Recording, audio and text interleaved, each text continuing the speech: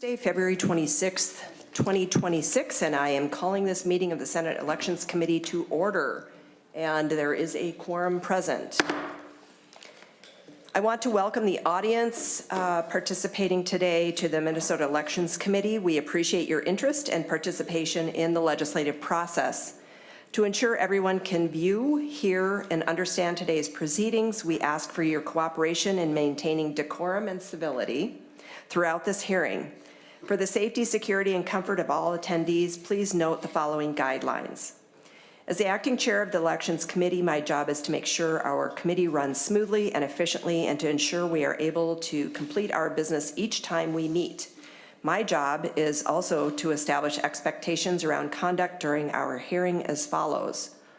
Signs and placards are not permitted in the hearing room. Verbal outbursts, shouting, or disruptive behavior will not be tolerated. Applause or other audible demonstrations are not allowed. I will say that the other day, Senator Latz included no snapping. There will be no snapping. For safety reasons, everyone must be seated. No standing, sitting, or pacing in walkways or aisles will be allowed, nor standing or obstructing proceedings at your seat. However, if you do require a reasonable accommodation, please seek out one of our sergeant staff for assistance with your needs. The sergeant at arms are here to ensure everyone's safety. Testifiers have signed up in advance and have been provided with time limit for testimony. Please adhere to these time limits so that all of our testifiers have the opportunity to share their thoughts and so that we can keep our meeting on time. If time runs out, I will ask you to wrap up your remarks. Before and after the committee, please talk to a sergeant if you want to talk to a senator or staff rather than approaching the committee table. The sergeant will let us know. If these guidelines are not followed, I will provide a warning and ask that decorum be restored. After that, ongoing failure to comply may result in removal from the hearing room. Our goal is to conduct these proceedings efficiently while ensuring everyone the opportunity to observe and participate appropriately and to maintain decorum. We do have two items on the agenda today, one of which is my bill. I am going to go to the testifiers table and Senator Bolden will be chairing the meeting. We do have a number of individuals online. We have Senator Lindsay Port, Senator Carlson, Senator Marty, and it sounds like Senator Barr will be joining us online. Is that correct? Senator Cran? Is Senator Barr going to be online as well? Let's get the link. Yep. Okay, great.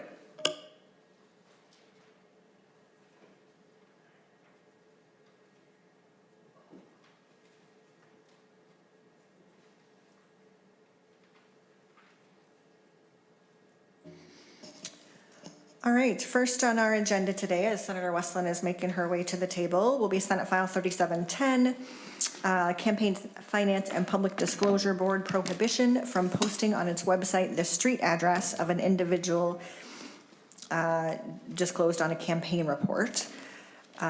Today, we're going to have a bit of a two-part process to get the bill into the form Senator Westlin desires. The A4 amendment is a DE that was posted earlier this week, and the A6 amendment, which amends the A4 DE, was posted this morning. She will move the A6 first, then the A4 as amended, which is a little more complicated than bringing one DE amendment to committee, but we are posting amendments ahead of time to be transparent. So, Senator Westlin, would you like to move the A6 amendment to the A4 author's amendment? Yes, Madam Chair, I would like to move the A6 amendment. All those in favor, please say aye. Aye. Aye. All those opposed say nay. The A6 amendment to the A4 amendment is adopted. Now, Senator Westlin would like to move, would you like to move the A4 author's amendment as amended? I would like to move the A4 amendment as amended. All those in favor say aye. Aye. Aye. All those opposed say nay. The A4 author's amendment is adopted. Now, Senator Westlin, that the bill is in the shape that you wish, to your bill. Thank you so much. At least we think it is. These things are moving targets sometimes. So thank you so much, everyone. We've had a number of incidents, including the attacks on June 14th, and actually we have had recent threats made to members of our body, and as I understand it, members of the other body. And I think this year, all of us are probably quite attuned to the notion that we have some potential security issues that we would like to address. Senate File 3710 will do a couple of things, but one of the primary things that it will do is it will classify street addresses on some campaign finance board reports as non-private or non-public or private data, then would include the addresses for donors and candidates. But then the other thing is the bill does allow for an increase in the cap on non-campaign disbursements to $5,000 over a 2-year cycle and $25,000 over a 2-year cycle for security services.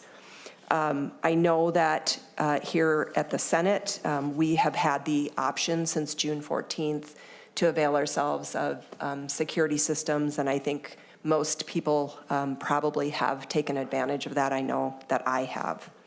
So I will do a walkthrough of the bill. I shall do my best.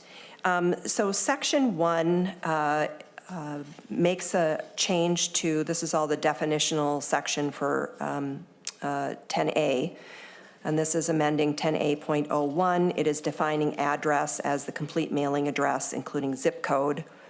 So we are adding that as a definition for the remainder of 10A. Then if we go to 3.10 through 3.16, this is the part of the bill that deals with limits for purchasing security equipment and changes that limit from $3,000 to $5,000. That covers purchase, installation, maintenance, and so forth of security devices. That includes locks, wiring, lighting, gates, doors, and fencing, so long as they are intended solely for security. We are also, during the same time period, increasing non-campaign disbursements up to $25,000 for security services, the definition of which is located on 3.30 and 3.31.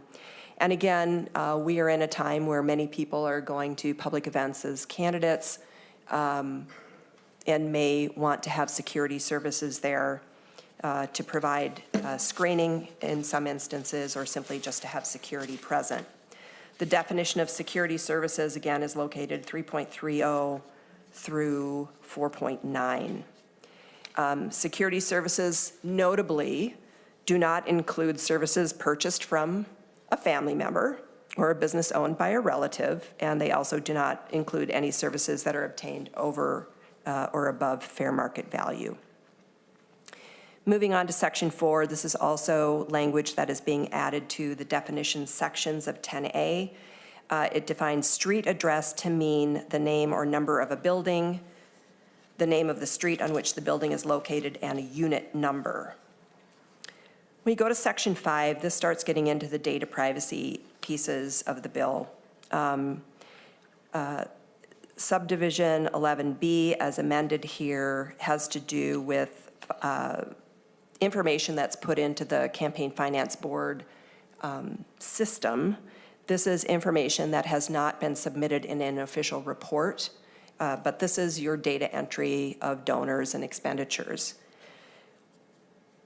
I refer to it as a parking lot. I don't know if that makes sense, but it's a parking lot for data. You put your data there and it is housed there. And this simply says that that the data entered into the Campaign Finance Board system is not government data at this point, may not be used by the board for any purposes without written consent of the filer to whom the data pertains, and that's the change to that section. So that change reflects the fact that sometimes it's not a treasurer who's putting the information in, it could be the candidate themselves or someone who's helping the campaign. So we wanted to make it clear that this applied to whomever filed the data on behalf of, say, a campaign committee. Once the data from those systems has been submitted to the board as a report or a statement, which would be the economic interest statement, then it does become data under Chapter 13, government data.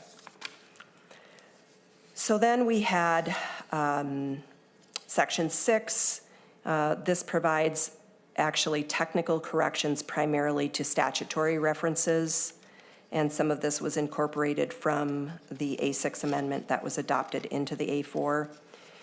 Notably also on 5.8, on recommendations from the Campaign Finance Board, we have added on line 5.8, the board, a county attorney, or a county municipality, et cetera. So we're adding a county attorney there that may need access to information for compliance.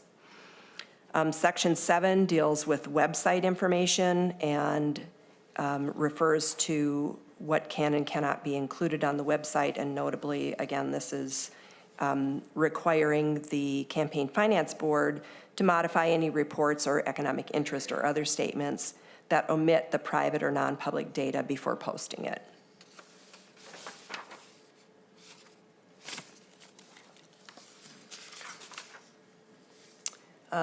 Looking at line 8.9 through 8.13, this refers to the economic interest statements. We are not required to report a residential address on the economic interest statement, but if someone owns other real estate, other property, this does allow the board to classify that street address, again, as private data, where the individual filer or the individual spouse may live on a permanent or temporary basis, but only if they state that they have a reasonable fear for their safety. There's a whole new Section 10 that is brought into this from the A6 amendment, and that actually brings in other filers. This includes soil and water conservation district folks, et cetera. And again, this has to do with the economic interest statement, and also includes that the board must classify their data as well as private if they have reason to fear, and that is for additional property only.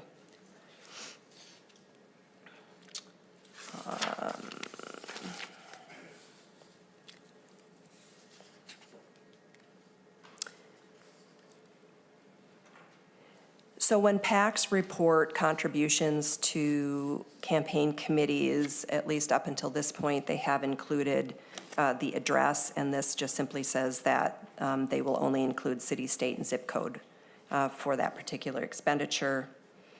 Lines 10.30 through 10.33 bring that, make the differentiation again for local candidates, but also refers to organizations.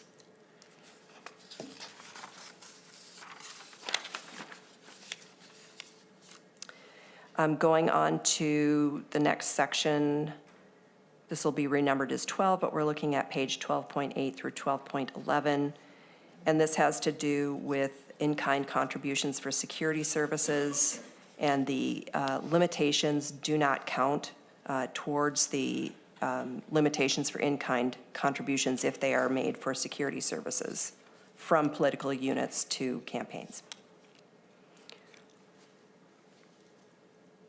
Section will be section 13, but on lines 12.17 through 12.29, again, this has to do with contributions from a candidate. Again, the limitation would be $5,000 in every 2 years for equipment and $25,000 for security services. And it simply indicates, again, that these expenditures would not count against the non-campaign contributions.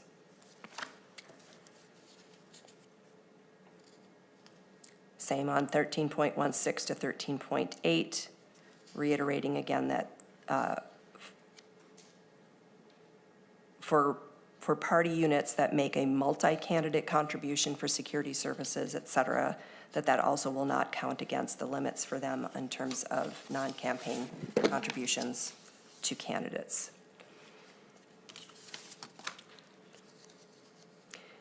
Going on to 15.14, this is a section that applies everything we've just discussed, applies this to local candidates, defines address, street address to include apartment units, has the data classification once again as well.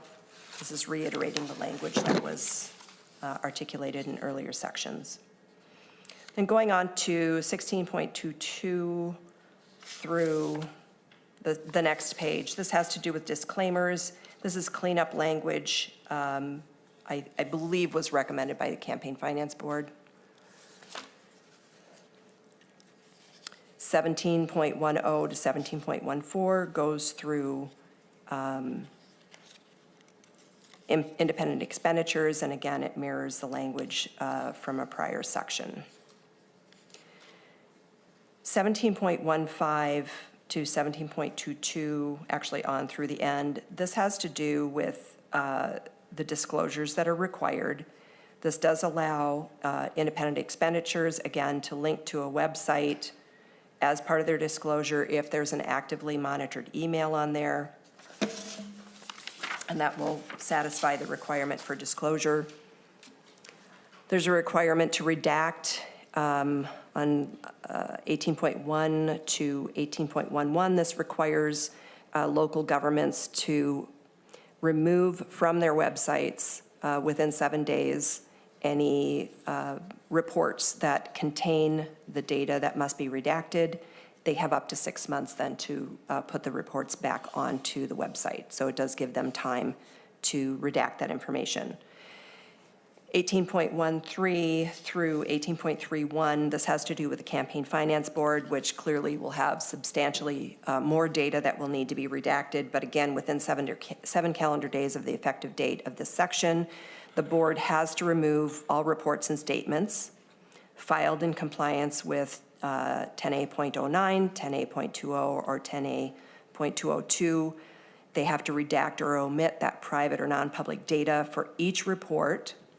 And then following that, it lists order of priority in terms of what has to be uploaded in what order. And the priority would be that all of the candidate information, once redacted, will be put back up on the website, and then from there, it lists the priority. And all of those have to be reposted within 6 months. That is the bill, perhaps not in a nutshell, but that is the bill before you today. I am happy to try to answer any questions anyone has. Thank you, Senator Westlin. I do not have any testifiers on my list. Is there anyone in the room who would like to testify on this bill? Not seeing anyone. Members, any discussion or amendments? Senator Corinne. Thank you, Madam Chair. Senator Westlin, appreciate you bringing forth the bill. It's a sad state where we're at that we even have to have the conversation. Senator Lucero and I were the chief authors that originally opened up the initial piece of home protection, right? Those security monitoring things, and unfortunately, psychopath entered our lives, right?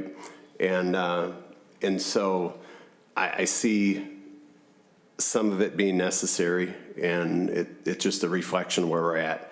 I just had a couple of questions on the, pretty simple, but on 4.9, just how do we help the campaign finance look at services obtained above fair market value? Who's going to determine fair market value? Assume it's campaign finance, right? I'm not sure what thought and how we can better define it, but it might be very difficult for them to define. Senator Westlin. Madam Chair and Senator, certainly a good question. I'm not sure that I have a hard and fast answer to that either, and I don't know if the campaign board does either, but I suppose if, you can go to Best Buy and buy something for $500 and you paid somebody, $2,000 for it, I would say that would be arguably above the value. That's the best I can offer, I think, on that particular question. And again, I think that we're trying to at least provide some guardrails around this to say, your purchases have to be reasonable and you can't buy it from your brother-in-law. Yeah. I get Senator it. Madam Chair, and thank you, Senator Westlin, it might be hard. It may be difficult and likely only in the gross, right? The gross example would be obvious. Yeah. But then I just have one other question in 1710 to 1714, and it just seems to be an out of place additional penalty for IEs. there's already a $3,000 fine, right, civil penalty and a gross misdemeanor, knowingly omitting the information. It just seems out of place for this bill when it really is. I mean, the clear intent of everything you've got up to that point is really safety and security. So, Madam Chair. Senator Westlin. And Senator, so actually this brings it into alignment. If you look at 16.23 to 16.27, that provides that similar penalty for a person or a committee. And so it's really just providing the same penalties for independent expenditures. Senator Coran. okay. Thank you. Sure. Thank you, Madam Chair. Senator Limmer. Thank you, Madam Chair. Senator Westlin, could you tell me what the six-syllable word is and what the definition of consanguinity means? Senator Westlin. Thank you, Madam Chair, and Senator Limmer. I will be honest and say for in estate planning and law school and some of those places where we talk about closeness of relationships was not my favorite class, and I didn't pay super close attention, but I'd be happy to Google that for you.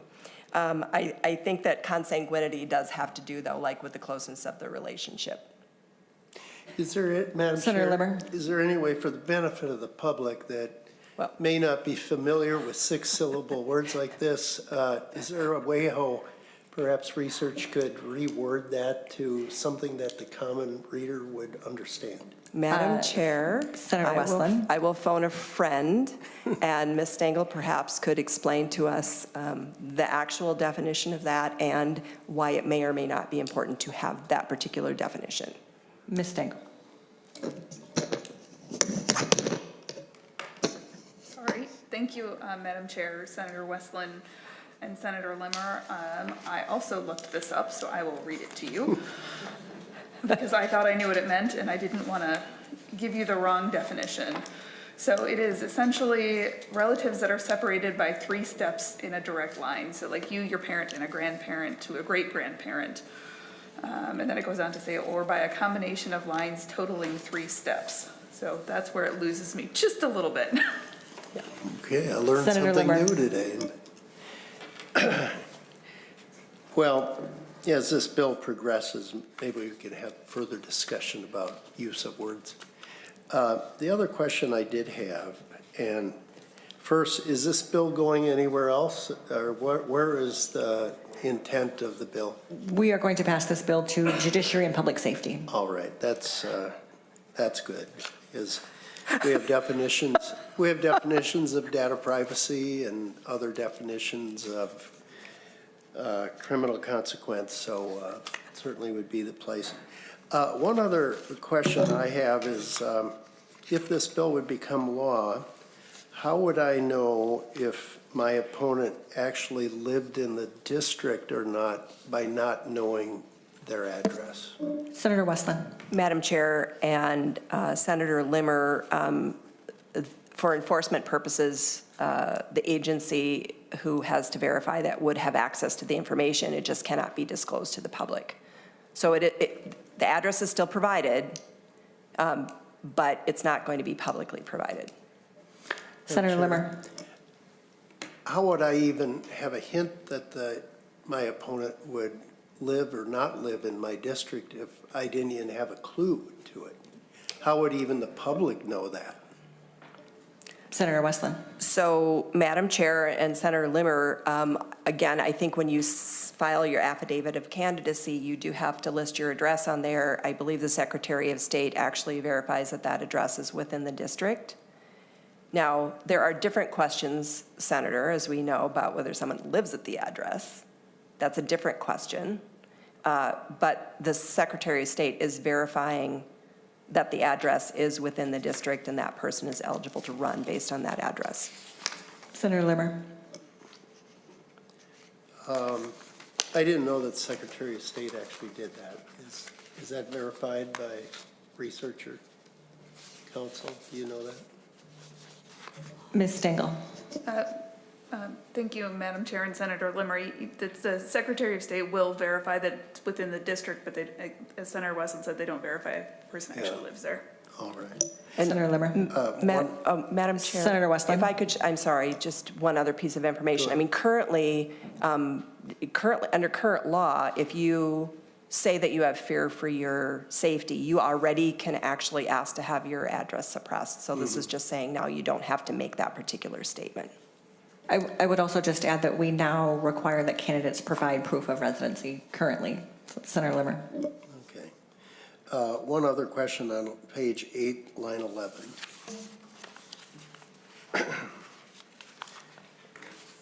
There's a question of if an or a reference to individual certification of an address. How would one do that?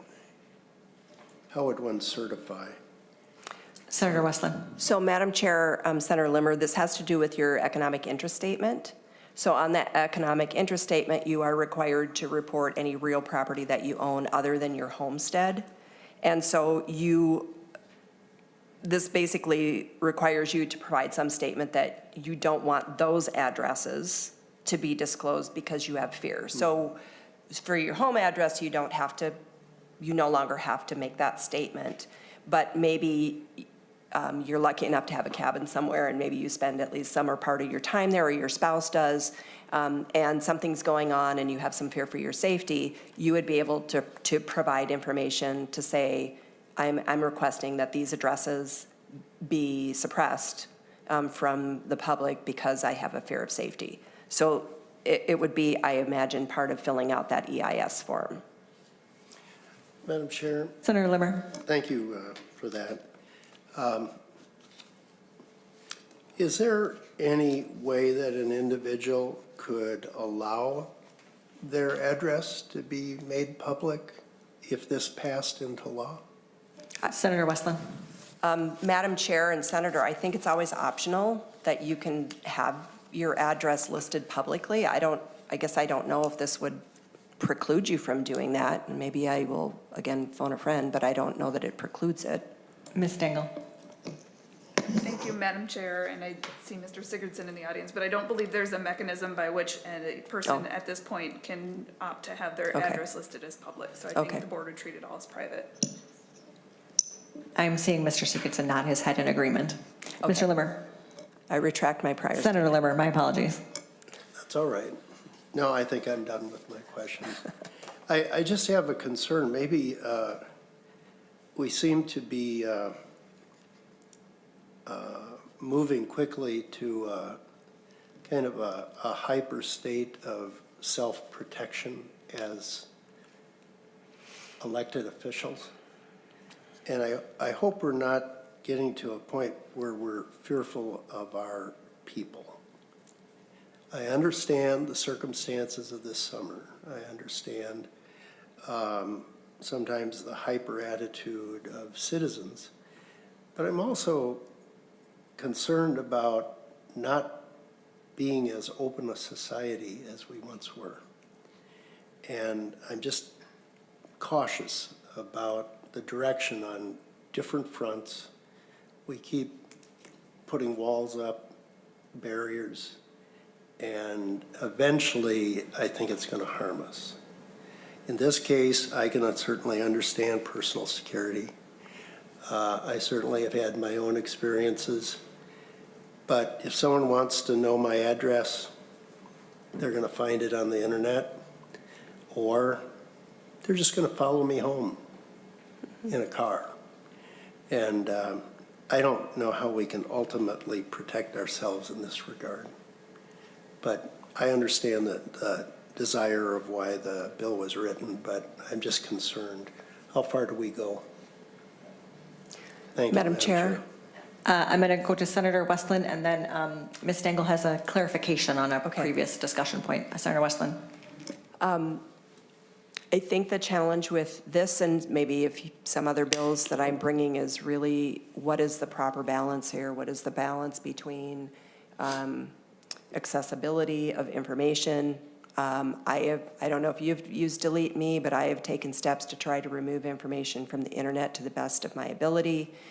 I think that what this is making it not quite as easy for someone who wishes to do harm to find the information. There's always going to be ways around it. As you said, somebody could follow someone home. Someone in the district could see me at the grocery store and follow me somewhere. And I understand the concerns you're raising, and I think about those things. I think about wanting to be open and accessible, but I also can't ignore, Senator Gruenhagen a man was arrested for not only threatening him, but threatening to come here and execute everybody at the Capitol. This happened Tuesday. I understand from another colleague of ours that Senator Housley has received threats recently. I mean, this is happening. Having been on the ACAS committee, I can tell you that the State Patrol has reported that the number of threats credible, real threats that people are receiving far exceeds already this year what the entire last year was. And I think one of the challenges we face in trying to encourage people to run for office is when people say, I don't know, it could cost me my life. I'm willing to do a lot for this job, but I don't think any of us, the cost of that should not include harm to us, to our families, and so on. And so I understand that and trying to find a balance here. And I think this is a reasonable balance. Again, it's not going to completely 100% eliminate bad actors, but it will make it harder. Right now, it's pretty easy. And we know that people have been doxxed from campaign finance reports. A former colleague of ours gave a donation to somebody else's campaign over the threshold, and that person was doxxed publicly. I was mentioning a little while ago, somebody was mad at me about something, and there was a Facebook post, and somebody commented on the thread there about me, well, have you posted her home address yet? Right, so I think the challenge here is that's where people are going immediately. Instead of saying, I don't like you, I think you're a jerk, call me whatever name you want to call me, it's now come down to, I'm mad at you, I'm on social media, and now I'm going to threaten you. And I don't know which threats are real or which ones are people who are blowing smoke. And so my intention, though, is to at least not make it quite so easy for people to get personal information. And Senator, I know you've had people protesting at your home, and I think I've told you, I don't agree with that. I don't care if it's people on my side of the political spectrum, that's wrong. Your home is your home, right? So I've tried to do this in a way that strikes a balance, and maybe it's a balance that doesn't quite sit completely well with you, Senator Limmer, but I do think that in the age and the time that we're in right now and the threats that we're facing, it seems like a reasonable and responsible thing to do. So I appreciate your comments and I appreciate your concerns about us getting too far removed, but it's hard to say where that right place is. And I hate to bring gender up, but I will tell you that women get threats and attacks in ways that are very different, I think, sometimes than our male colleagues as well. It's not to say you don't get them, but they're a whole other category of really awful, awful things. So that's it. I will put my soapbox away. Senator Limmer. Thank you, and thank you, Senator Westlin, for your comments. I had one other more practical campaign-related focus, and that is I would, if this goes into law, I would not know if my opponent gets a sizable amount of contributions from, let's say, outside of the state of Minnesota. And I don't know how anyone would know that, but if one did receive a lot of donations from outside of the state, that could be a reasonable campaign issue to raise if someone is trying to influence a campaign from somewhere else. Madam Chair, Senator Limmer. Senator Westlin. I have great news for you. The bill actually would disclose city, state, and zip code, just not the street address. Oh, okay. Yeah. So you will know. But you're not running again. You are the smart person in this group here. Madam Chair, Senator Limmer. I said I would not silently go into retirement, I know. and that I will always have a hand in some kind of political activity. But you don't have to Beware, campaign. everyone, Yeah. beware. Madam Senator Chair, Westlin. but Senator, you don't have to go through all that campaign stuff anymore. So I think you're the smarter one of the group, I think. First time anyone said that. For a clarification, I'm going to go to Ms. Stengel. Thank you, Chair Bolden. I think I gave a partial answer to your question earlier about making data addresses private. So the answer I gave before was there's no mechanism to make it public. That's for the things filed with the Campaign Finance Board. For the affidavits of candidacy, the address on those defaults to public, and you can ask for your address to be private on the affidavit of candidacy. Thank you. Senator Lucero.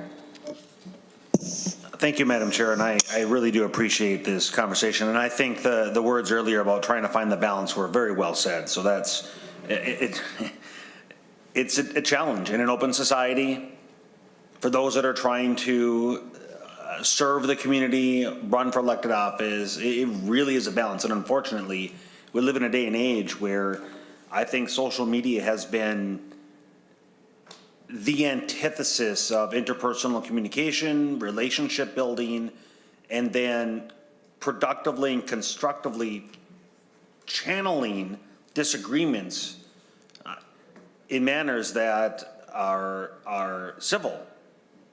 And it's too often when you're behind a keyboard, behind a screen, that people can channel their disagreement or anger in a very unproductive or illegal or intimidating ways. So yeah, this is a very challenging. So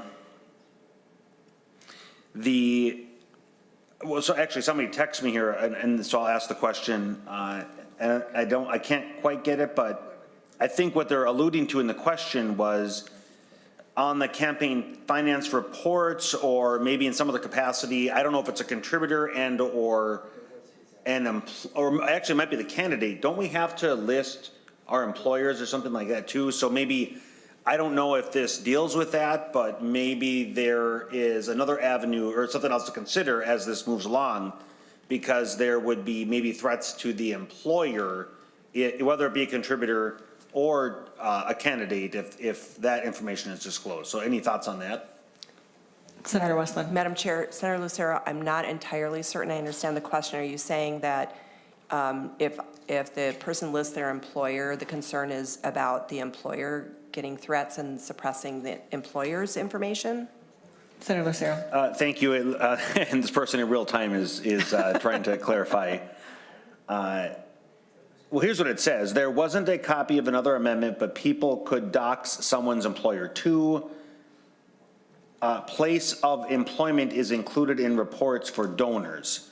So I'm wondering if, just again, as this moves along, do we need to consider also redacting employer, whether it be of candidates and or of donors? Because if I recall correctly, those major donors, you have to include the employer. Senator Westlin. Madam Chair, Senator Lucero, so yes, you have to collect the employer information, I believe for $100 or more, but it's not in the report. I'm going to actually get myself in trouble here. I'm going to phone my friend. Mr. Sickinson, I was doing please so well. introduce yourself and enlighten us. Thank you. Members of the committee, Jeff Sigurdsson, Executive Director of the Campaign Finance Board. Madam Chair, Senator Lucero, you do need to collect the employer or self-employed information for any contributor of over $200 within a calendar year. Senator Lucero. Thank you. And is that also disclosed? So so that's public information. Yes, sir. Okay, so Madam Chair, so maybe that's just in some capacity we consider, we'll just think about, I guess I would encourage to think about that too. Is there an avenue of risk of, if we're gonna withhold a degree of a contributor's home information, should we also consider a contributor's employer information as well? Madam Chair. Senator Westlin. Senator Lucero, I think that becomes trickier because identifying, if somebody gets a whole bunch of contributions from employees at Medtronic. I think I think that's probably, for me, that might be a bridge too far. because I think that is valid information that people want. And again, it's only for contributions over $200 or more. But I think it just, if I understand correctly, it just lists the employer. I don't think it provides like the address or anything, does it? Correct, yeah. So that would make me a little queasy, I think, to go that far. Because I do think that, again, there's a balance here between sort of reasonable protections for people who are sort of front-facing to the public and transparency in campaign finance. Senator Lucero. Thank you. Yeah, and it wasn't my intent to actually decide anything here, just throwing that out there because, and I agree, it is, we want transparency. We want to know, is there a conflict of interest? Are we, people that are contributing, we want to be able to know and have that visibility, what those potential conflicts are. It's just another variable in the mix, for sure. So then the comment I would draw members' attention to lines 3.10 through 3.12. And so I was in the other body when I had originally proposed what we currently have in law and the current $3,000 from our non-campaign disbursement for security-related and credit monitoring type of services. And I appreciate this additional language. It always becomes, I think, a challenge when trying to specifically enumerate what we can and are authorized to spend money on. Yep. And so just some additional things that I just, off the top of my head, I was thinking here is potentially signage, landscaping. I remember when I was going to law enforcement school, one of the classes I took was environmental design, I think it was, for physical security. Yep. And I thought it was a really neat course. There's a reason for all kinds of different landscaping, and one of them would be underneath windows, for example, to put rose bushes or things with thorns to try to prevent people from accessing windows. So landscaping, perimeter barriers of some kind. And so I wonder, as this bill is traveling, I wonder if there's ways that we could, instead of being very specific, could we be a little bit more vague? So instead of saying gates and doors and fencing, perimeter barriers or locks, or I don't know. I'm just what I'm trying to avoid is somebody using in good faith, using campaign funds in an authorized manner, but then having another person file a complaint with the Campaign Finance Board because it's sufficiently ambiguous. And what that does then, it wastes money with having to defend against a potential frivolous complaint. And so again, I appreciate this, and there are other things that might work properly to provide an extra degree of protection or monitoring or security that aren't necessarily listed, and it's always a challenge, again, trying to enumerate that. So just a rambling of thoughts here as this continues, so thank you. Senator Westlin, any response? Yeah, Madam Chair and Senator Lucero, we spoke very briefly beforehand. So this language actually comes from the FEC, and we use that as sort of a starting place. I think you're right, there's always a challenge in enumerating all the things. I had a security assessment from the county sheriff's office, and they had a bunch of suggestions, some of which wouldn't fall within this, but also I think these are probably the things that are, if you're going to do something for security for your home, like these might be the top things that you would do. I'm certainly happy to continue to have conversations about it. I just, we have to draw a line somewhere, and, if we start adding things to it, then does that then create the situation then people are still going to have complaints or questions to the Campaign Finance Board saying, now you need to justify that this was actually for security purposes, and how would you do that? So again, I'm happy to continue to have conversations, but I feel like this was FEC language. I assume that the FEC language is reasonably vetted. It's probably been used in other contexts, and so that's kind of where the language came from. Senator Curran. Thank you, Madam Chair. And so Senator Limmer's conversation around the address, I think it brings up, they're all valid points in everything we've had so far. I think it really does, the relative nature of it, it's a false sense of security in so many cases, because you can just buy that information just so easy. We have to live and be out in our communities. But it does remove the one thing that we just experienced in 40B in St. Paul without having the ability to know, as Senator Limmer brought up, even though he now has a permanent smile on his face because he's not running, is the inability, much like campaign finance, it works well because it's open and transparent, and all those with invested interest in it hold each other accountable, right? Scrutinize every element. The Secretary of State's only going to look at the address the candidate provides, and yes, it resides in the district, but as we see, based on a self-attestation, that's not always true. This removes the ability to verify that the person lives at the address they state and have provided to the Secretary of State. And so I think we got to figure out what that conversation is, and I don't, off the top of my head, see an easy path. In order to prove it in the case we just had in the last election, it was, right, months of observation of the address that the person, one, where they actually lived, and two, where they claimed to live. And the way the bill is today, it just eliminates that. So we would just, based on a self-attestation, we wouldn't be able to hold each other accountable because that scenario has happened on both sides. And it has. So I'm not sure how we get past that. So I just bring it up as an issue that it closes that vehicle off because the Secretary of State is not going to be able to verify anything except it's a legitimate address in a particular political jurisdiction. Madam Chair and Senator Westlin. And Senator Cran, again, what I guess I would say to that is under our current law, if you provide an attestation that you fear for your safety, your address can be private. So I think that is a potentially different conversation or a different question about how do we get to that than perhaps this conversation. But I understand what you're saying, and certainly we want to make sure people are living in the districts that they say that they're running in. We can certainly continue to have that conversation.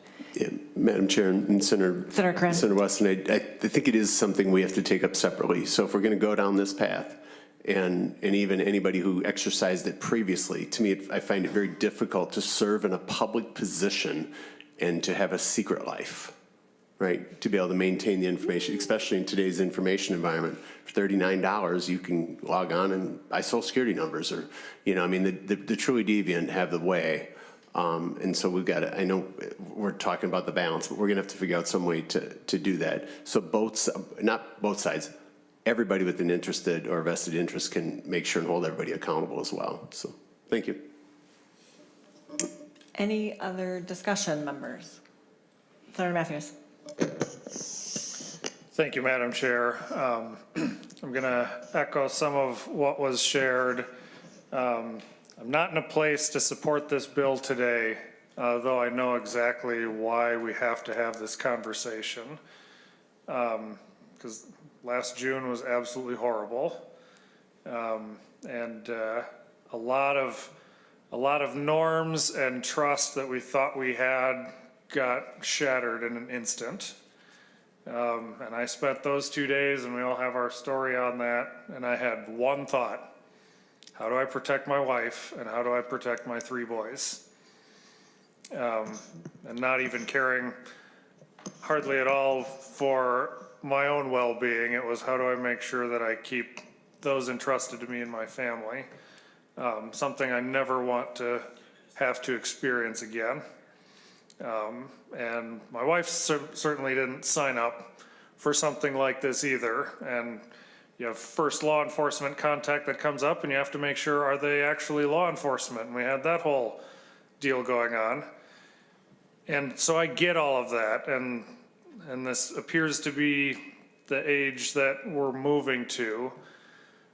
But I'm also not sure that we can swing the pendulum completely to the other side from everything was posted, anybody can look it up, all the way to nothing is posted and nobody has access to that information either. And what Senator Cran was just talking about, I think we do have to have a conversation about how we decide who needs the information and how they'll get that information. Because we had the Democratic candidate in the district in the last cycle, and we had an incumbent Republican legislator about 10 years ago who also got disqualified and removed from office for the same reason. And I don't see under this bill how either of those scenarios could then have gone on and been verified for people in the community to hold each other accountable and make sure the person they were electing actually was residing in the district. And unfortunately, we're at that day and age where we can't actually trust a self-attestation form because people are lying about a lot of things. That's why we have the fraud problems that we have in this state right now and a whole host of other issues. So we need, with the trust but verify, we need to figure out what steps we're going to do where at least the genuinely interested parties can do that verification. And I don't know if that means that candidates can get the information on other candidates or how that would look like. And, you know, I'm not sure that that's a solution, because what if someone launches a campaign solely for the purpose of getting information for nefarious purposes instead of launching a campaign with the intention of holding public office? So I completely get why this bill is moving this way. I'm not ready to support swinging the pendulum from full access to no access whatsoever. And I would encourage you and campaign finance and all of that to think about, I think there needs to be some mechanism for some parties to get information on candidates or maybe even some donors or things like that in some form or fashion. And I don't have an answer yet for how that might look, but I think it needs to be more than the zero that this bill is proposing. Madam Chair. Senator Westlin, I'll go to you, but I also just want to again remind members that this is something that can happen today. Right now, any candidate can, sign that affidavit that they fear for their safety and their address can be public. So definitely a conversation to have, but that is also something that is happening today. Senator Westlin. Thank you, Madam Chair and Senator. We aren't at zero. We're still, this has to do with the campaign finance report, an economic interest statement. Affidavit of candidacy with the Secretary of State is a whole other different conversation. This still provides that the city, state, and zip code is still provided. What we're not providing is the street address and your apartment number if you live in an apartment. So I don't think it's accurate to say we've gone from everything to zero. It's not zero. There's still information there, but you just aren't getting the street address for somebody. And again, the campaign or the affidavit of candidacy is a Secretary of State thing. That's, again, a different conversation. We can certainly have a conversation about that, and are there things that we need to tweak. This is about campaign finance disclosures and what information can people get from your campaign finance report. Can they go on there and everybody that's over, $200, can they harass your people who've donated to your campaign? We know people have been doxxed, and they've been doxxed on social media because, as you said, we have become a society of sociopaths who just don't know how to have interpersonal relations and behave appropriately. As someone who spends a lot of time on a device, I will out myself on that. But so I don't think it's quite accurate to say that we've gone from zero, from something to nothing. I don't think that that's actually true. And again, I would be certainly happy to talk about how we can address the residency issue that qualifies you to run in your district is different than what we've got here in front of us. Senator Matthews. Thank you, Madam Chair. I'll give you that. I probably shouldn't have used the term zero. I think my intent was a little more information than what's provided for in this bill. with some form of alternative of maybe it's not publicly posted for anybody to look at, but some people should be able to find out the information that's not being publicly posted. And I don't think this bill is providing that right now. And I think it should by the end of it. Thank you. Madam Chair. Senator Westlin. And Senator Matthews, so in one section, if you go to 5.8 to 5.10, actually for compliance, it allows the board, a county attorney, a county, municipality, school district, or other political subdivision actually to use that what it would be private information to ensure compliance. And so there are people who would have access to it, including people with prosecutorial authority.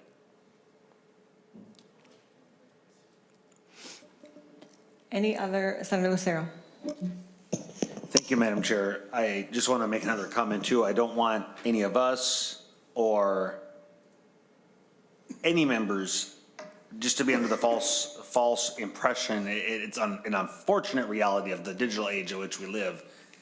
Many of us will be active in our community or be involved in our children's school sports, or will volunteer and we'll get on some list that's on a PDF that we're one of the parental people volunteering for the field trip, or whatever it is. And I can tell you, being in cybersecurity, there are so many times when all I have is a fragment of information.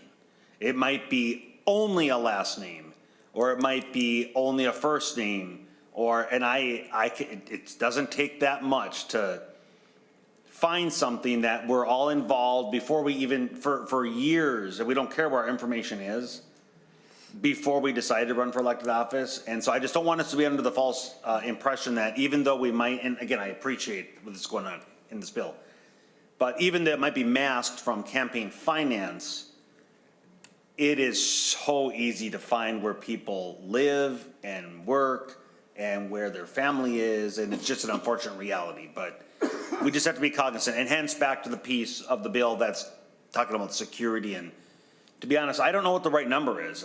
3,000, which is current statute, is low for a 2-year cycle. I think 5-year or 5,000 for a 2-year cycle is still kind of low, because there's, and then what is the definition of where that expands is just our immediate family? That's another component of how far out do you go. So anyway, just throwing those out there to, I guess, provide even less ease of comfort in the age in which we live. So thank you. Senator Westlin, response. 2 things. I'd like to request a roll call. Roll call requested and granted. I think one of the things,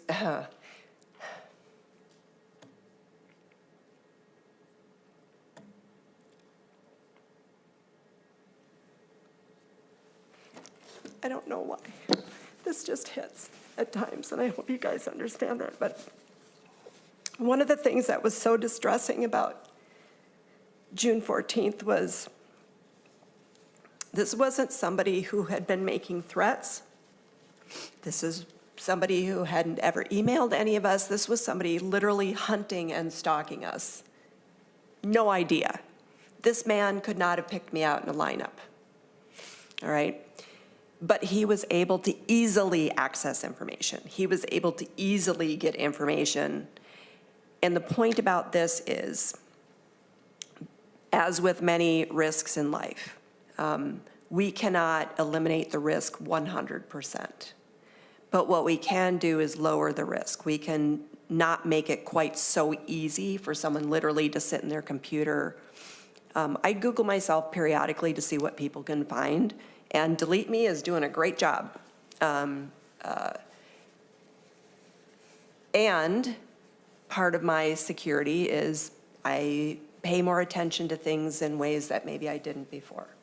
That I imagine all of us, especially with the recent threats against some of your members, it just breaks my heart, is that I feel a sense of vulnerability that I did not feel before.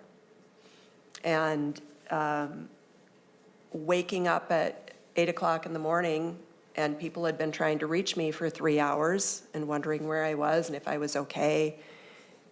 Waking my son up. He also didn't sign up for any of this, and being told by my chief of police, you need to leave your house, right? We all got our stories. It was terrifying. And this is why weird times this hits me. But we shouldn't make it super easy for people. We shouldn't make it super easy for people. And we do have to find a balance. What information do you need and from what source?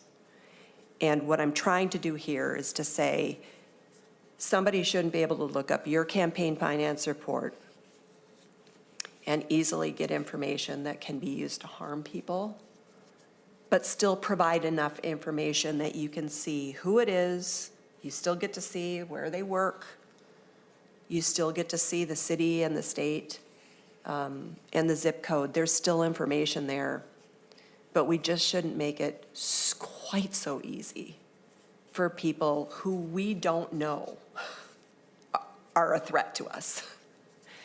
And that's my intention. And I understand that different people have different levels of comfort with the line I'm drawing here, and I totally respect that.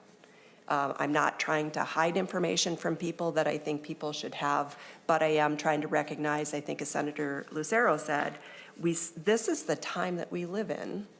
And for people who have chosen to enter public service,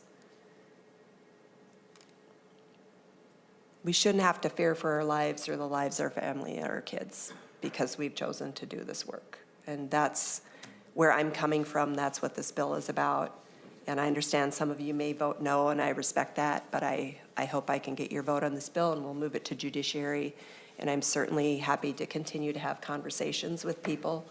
Maybe there are different places and different things that we can do, but this is, in my view, an important bill for us to be moving forward at this time. So I thank you for the conversation. I thank you for your comments. And it was a very thoughtful consideration today, and I really appreciate it.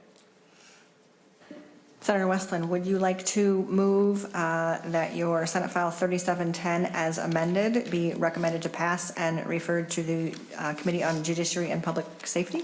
I would like to move that. Very good. Ms. Stankiewicz, would you please take the roll? Senator Westlin, Aye. Senator Curran, Yes. Senator Carlson, Aye. Senator Barr, No. Senator Bolden, Aye. Senator Swedzinski, Yep. Senator Limmer, Senator Lucero, Senator Marty, Aye.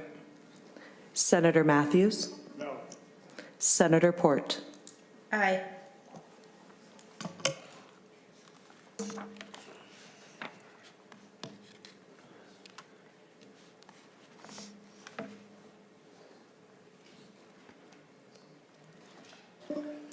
There being 8 ayes and 3 nays, Senate File 3710 as amended is recommended to pass and referred to the Committee on Judiciary and Public Safety.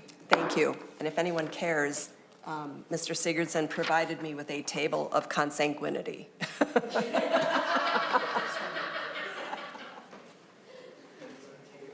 I will hand the gavel back to Senator Westlin.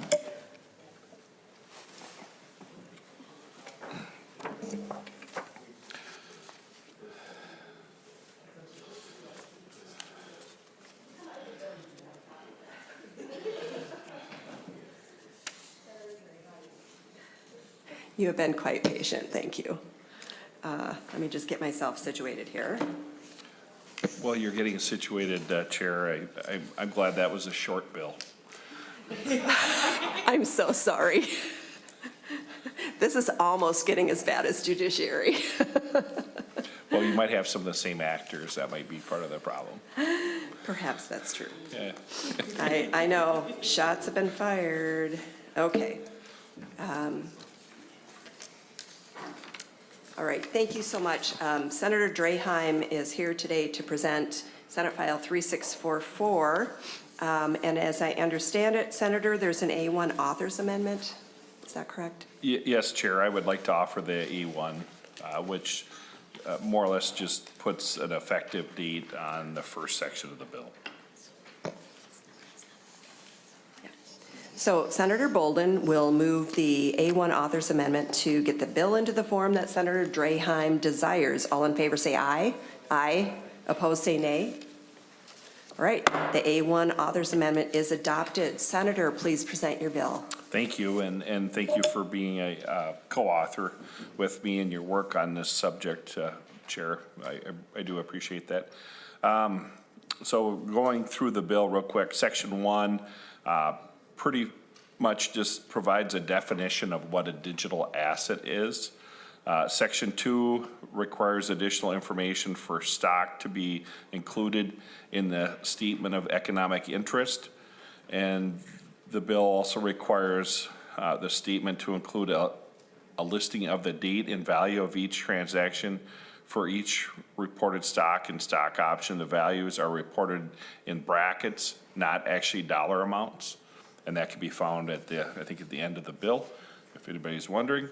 And then the bill also requires a listing of the full name of each digital asset with a value of more than 10,000 owned in part or in full by the individual or individual spouse at any time during the reporting period. And that's just a quick high-level overview of this short bill. Thank you, Senator. And are there any other amendments for this bill? Are there any questions or comments from members of the committee? Chair? I'm sorry, Senator, go ahead. Chair, if I could just kind of give a why. Please, yes, Sure. thank Okay, you. Thank you. So in my opinion, and I think some of you on the committee, I think, agree that these digital assets are becoming more and more popular.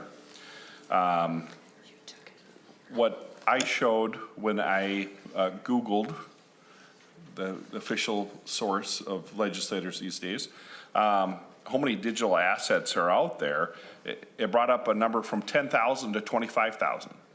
So there's a lot of options out there. But that segment, the digital asset segment, depending on who you listen to, it's between $2 and $3.5 trillion. It's huge. So this is coming from an old guy. I'm old. This is up and coming. And I know there's probably some people in this room that have done well investing in these digital assets, and good for them. And that's not the point why we're doing this. I just think that we should be held to a higher standard. And I think we need to report assets. The IRS and Minnesota Department of Revenue treat virtual currency as property, not currency, for tax purposes. And there's a new form that some of you will have to fill out if you are investing in this for this last year. So I don't need to get in the middle of what forms they are or anything like that. But there is a growing trend across the nation for political campaigns to have to disclose this information because of how fast this market has grown. So I think it's the ethical thing to do, and I appreciate your time, Chair. Thank you, Senator Draheim, and I agree. And thank you for allowing me to be on the bill with you. Any questions, Senator Barr? Thank you, Madam Chair. Senator Draheim, I totally agree that assets should be reported. Can you define the digital assets world? I mean, so like there are, when you get into Bitcoin, most of us are familiar with that, or Ethereum, that can be used as an exchange of value for value, just like a US dollar can. But there are other things that you can buy in the digital world that would equate to like the Visa card. It's the system that it operates on. Are you making a differentiation in that, or is it anything digital? Senator Draheim. Thank you, Chair, and thank you, Senator Barr, for the question. I would go to counsel for their legal opinion.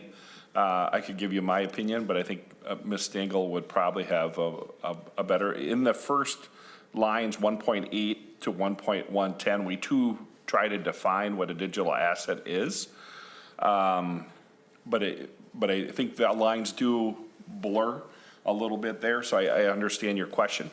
And I am willing to work on that definition if that doesn't meet the committee's satisfaction, so. Ms. Stengel. Thank you, Madam Chair. I don't have a whole lot to add other than there's the definition there on lines, page 1, lines 8 through 10. You'll see it is digital-only assets. It includes things like virtual currency, but it also includes other things like the non-fungible token. So it is things that you would think of that are more abstract. So it's sort of a wide-ranging thing. Senator Barr. No, I'm good. I just needed to make sure we're either capturing all of it or cutting pieces out, because there is the non-fungible tokens. That's, you can hold asset in that, but it's got to have, like baseball cards is where I put a non-fungible token. It'd be an equivalent to that, because it has value to certain people, but others, it would have zero value. But there are things, like I said, XRP is an example that's kind of like the Visa system. It's what transfers asset to asset. So this helps that we have the definition in here of all these different pieces. So you're basically grabbing all of them then, if I'm misunderstanding this correctly. Senator Draheim. Yep, thank you, and thank you for the comment, Senator Barr. You know, I think the misperception out there, and I kind of went off of what the IRS and the Department of Revenue treated as a non-currency. So a Visa card would be a currency, or it's held in dollars, where I think the other means of transferring funds or credits or stock or whatever, however they define it, are not currency. So I think that's the defining factor in my little brain would be, is it a currency or not, a US dollar currency? And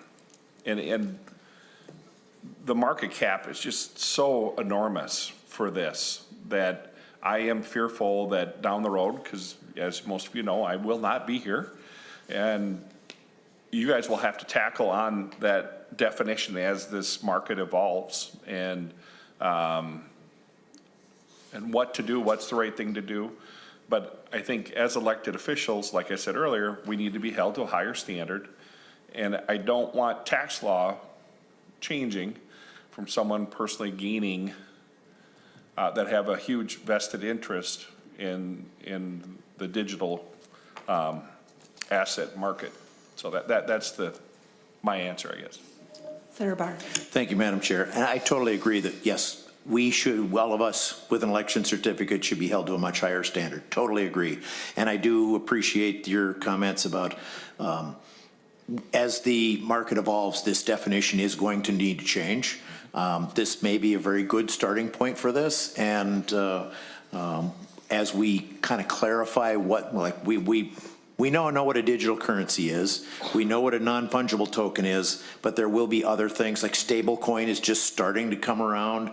And then the natively electronic assets, that may be where we need to tune a little bit, but I totally am on board with where you want to go. Thank you.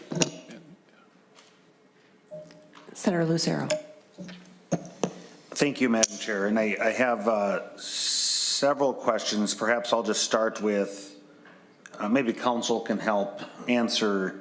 So I'm looking at line 2.9, and it has the word investments. And then I skip down to line 2.2 and includes the word security. And this is current law.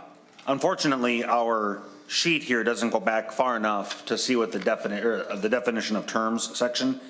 So what is there a definition for investments as seen on 2.9 and the word security as seen on 2.2? Ms. Stengel. Thank you, Madam Chair. In statute, I don't see a definition for investments. I haven't had a chance to check the rules. Mr. Sigurdson is shaking his head no, so I don't believe there is a definition of investments. But there is a definition of securities in chapter 10A, section 10A01, subdivision 35A. It's a little bit long, but I can read it. It says securities mean any stock, share, bond, warrant, option, pledge, note, mortgage, annuity, debenture, lease, or commercial paper in any corporation, partnership, trust, or other association. Securities do not include deposits in savings accounts, certificates of deposits, money market certificates, treasury bills, treasury bonds, treasury notes, dividends from securities, shares in mutual funds, shares in an exchange-traded fund, or the underlying holdings owned by an annuity or in defined benefit pension plan. For beneficiaries of a blind trust, securities do not include the underlying assets owned by the blind trust. Senator Lucero? Thank you, and thank you for that very long definition. So in that definition, I heard that security does, if I heard correctly, does not include bank accounts, I think was in there, and does not include mutual funds. So as I'm looking at then, so current law has lines 2.2 through 2.22. And then when I see line 2.23, it is, this is the new section, for each stock or stock option recorded under clause 8. So I just want to be certain if the chief author then, is it your intent to specifically enumerate individual stocks that might be included in a mutual fund that is already excluded? Senator Draheim? Chair, no, I don't think that's the intent, but I think the difference would be my mutual funds that I have, I don't have any control over. So I cannot, in a grand scheme, really influence a mutual fund, but I could influence, to me, how we handle this new market of what a lot of us call digital currency. So that was kind of the difference, where you don't have, you have an arm's length away from a trust or a mutual fund. That was my train of thought. I don't know if the chair has anything to add to that. Oh, go ahead, Senator. Okay, I didn't know if I had anything to add, but I do have. Do you want to add, or I can certainly go on? I was just going to say, I would agree with that. I mean, I think what we're looking at is if you have, $20,000 worth of Apple stock, for instance, that's a particular stock or security that's identifiable, and mutual funds can have thousands and thousands. And again, you're as Senator Draheim mentioned, you're not really actively making those decisions. So I think that's what distinguishes it, but please go ahead, Senator. Okay, so yeah, so I just want, and we don't necessarily, you can just nod, you don't necessarily have to, either one of you, it sounds like you're both familiar with this. What I'm trying to avoid, or what I'm concerned about, is this scenario of a mutual fund. So let's say it's a mutual fund where we have $50,000, so it exceeds the $10,000 threshold. And in some of the investments that I've made, I have a little slider that I can, between small cap, large cap, foreign, I don't know what all the different categories are. I can't control specifics of individual stocks within the mutual fund, but I can control percentages of large cap, small cap, et cetera. What I want to make sure, and just confirm my understanding, both current law and if this proposed language were to become law, that we are not going to be required to, in any way or fashion, enumerate potentially thousands of individual stocks that might in themselves have exceeded the threshold of $10,000. Senator Lucero, Mr. Sigurdson can probably provide that. My sense is no. If you have a mutual fund, you aren't having you probably don't know all the things in a mutual fund, but we'll see if Mr. Sigurdson can illuminate us. Madam Chair, Senator Lucero, basically I'm just confirming what the answer was provided. If you look at 8 is saying for name of each security, but the definition of security excludes mutual funds. So because you've excluded mutual funds in that definition, you don't bring it down to clause 9 saying, okay, well now we're somehow going to go back and get mutual funds. It's only those items which are included under the definition of security, and mutual funds are excluded from that definition. Thank you. Senator Lucero. Thank you, Madam Chair, and thank you for that. So then, okay, now going back up to, in the definition of security, there was some verbiage in there that bank accounts or interest bearing or something like that was excluded, or CDs, I think I heard a few others. So now, kind of going off of what Senator Barr was discussing, one of the things that I do is when I'm trying to wrap my mind around the legacy physical realm that we've operated and then the digital realm, I try to take something from the digital realm, which we're familiar with, and then how does that apply to the digital space, so physical to digital. So I drew a little matrix here for myself in anticipation of this bill. So think of years ago, even before PayPal, before Visa, et cetera, there'd be cash and coin, and that would be the currency that's being exchanged. And then what was the infrastructure by which that currency was exchanged? It would go from person to person, and then the currency would go into a cash register or a till or something to that effect. And then the infrastructure would have to be from that till driven over to the bank depository. Okay, so that was the oldest form.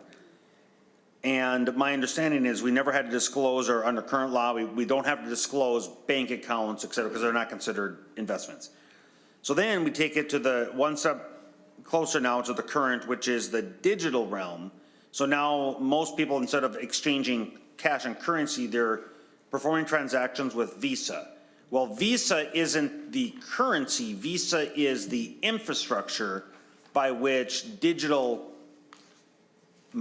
funds are moved. So then taking that, and then so we currently then don't have to disclose if we possess a Visa or if we have currency in a PayPal account. We don't need a list on the statement of economic interest, PayPal, et cetera. Okay, so now moving into the proposed language. So now we have Bitcoin as one example, one form of cryptocurrency. So that now is in place of the dollar, and then that is going to move on an infrastructure, as Senator Barr said. XRP is just one example. So XRP becomes the infrastructure of which the cryptocurrency is going to actually perform those transactions. So is it your understanding then, or is it your intent, I guess, that if one were to own XRP, which is certainly in the crypto space, but it's not the coin itself, it's just the infrastructure by which crypto would ride on, that would not have to be disclosed in a statement of economic interest, but a dollar amount exceeding $10,000 in Bitcoin, for example, would have to be disclosed. I just want to make sure I'm understanding correctly. Senator Draheim, if you understood that, you can answer it, but I don't think I followed it. Go ahead. Thank you, Chair, and thank you, Senator Lucero. And obviously, you're more into this digital world than I am. And the way I look at it is, when you were talking about like the Visa transferring over, and now we have these new digital platforms to transfer the digital currency, we'll call it, digital assets. But you know, the old way was with the actual paper money or the coins. And then we kind of moved to checks.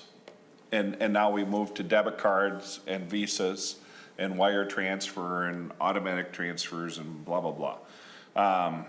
But that's all with US dollars. And these cryptocurrencies, if you will, which is a subcategory in my mind of these digital assets, aren't dollars. And that's the differential that I interpret this from. And if council has, if there's a definition or a definition we need to include as this bill moves, I am happy to tighten it up with the language. But I think we need to start. And my thought on this, and I hope Senator Westlin, Chair Westlin would agree with me, this is the start of this discussion. And 2 years from now, those of you that are still here will probably have to come back and revisit this topic and adjust it, because that market is moving that fast. But I think this is a great start, this bill. It will start the discussion. And will we get it 100% right? Maybe not, but it's a lot better than what we have today. So I don't know if that answered Senator Lucero. Madam Chair.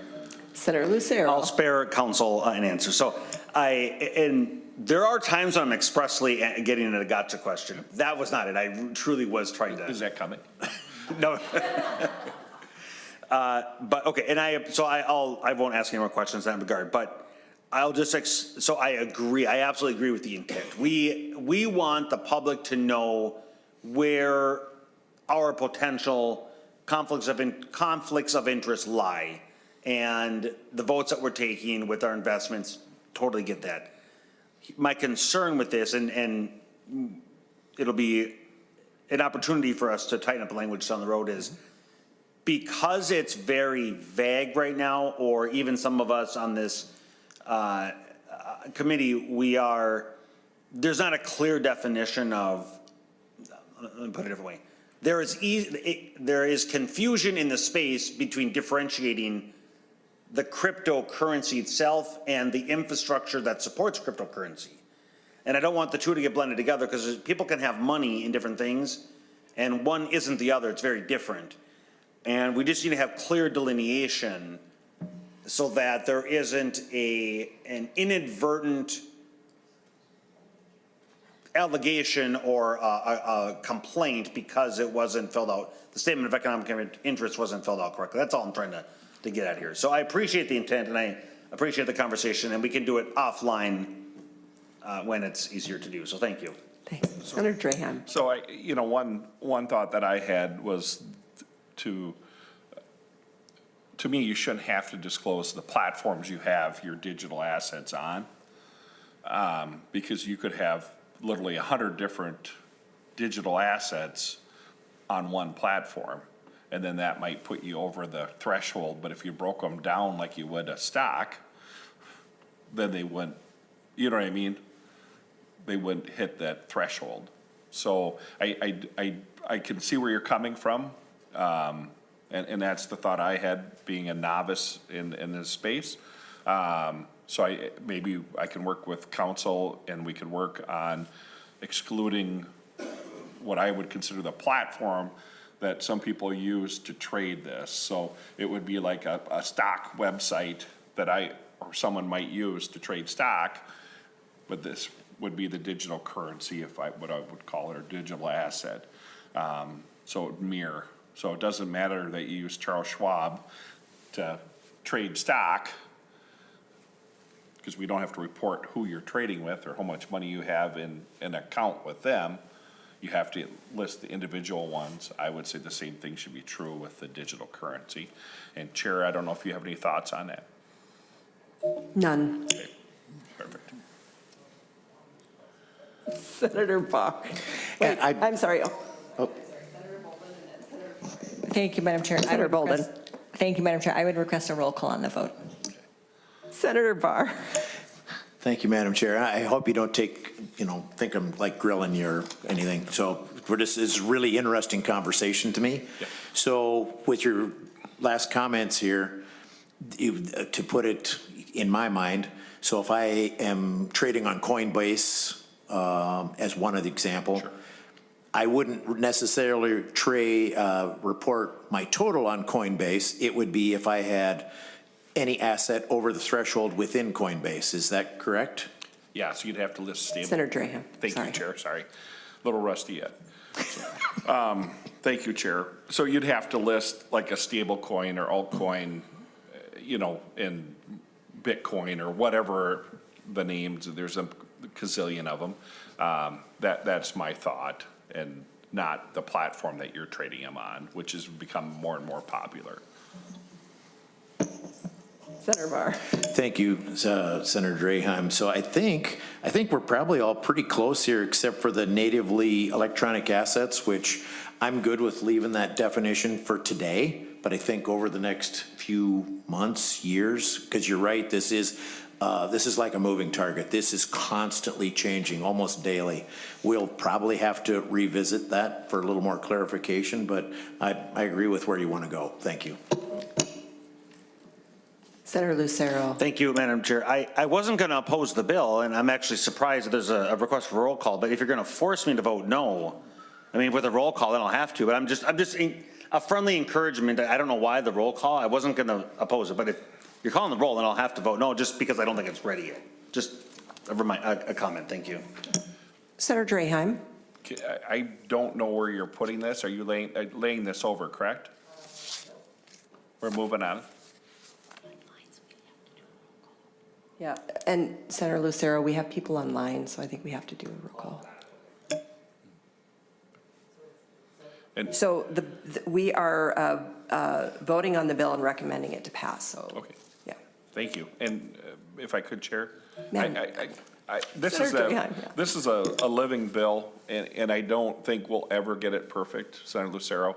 But we have to start. You know, it's kind of like my term limit bill that hopefully will be coming up sometime. If we would have done that 10 years ago, we'd be halfway through what I had envisioned with that bill. So I know not everybody supports the concept. This is great discussion, and this is what we need is an honest dialogue with all bills. So I appreciate the time, Chair. All right, any last and final comments? Thank you.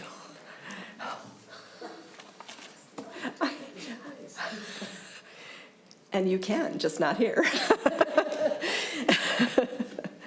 I want to thank everyone again for a very thoughtful discussion. I think the things that we're talking about are important, and as we are moving into new areas, this does get down to the wanting some transparency about significant investments by people who are running for office. So, all right. So at this point, Senator Bolden does move that Senate File 3644 as amended be recommended to pass. There is a roll call vote, and Ms. Stankiewicz will take the roll. Senator Westlin. Aye. Senator Curran. Yes. Senator Carlson. Aye. Senator Barr. Aye. Senator Bolden. Aye. Senator Swedzinski. Senator Limmer. Senator Lucero. Senator Marty. Senator Matthews. Senator Port. Aye.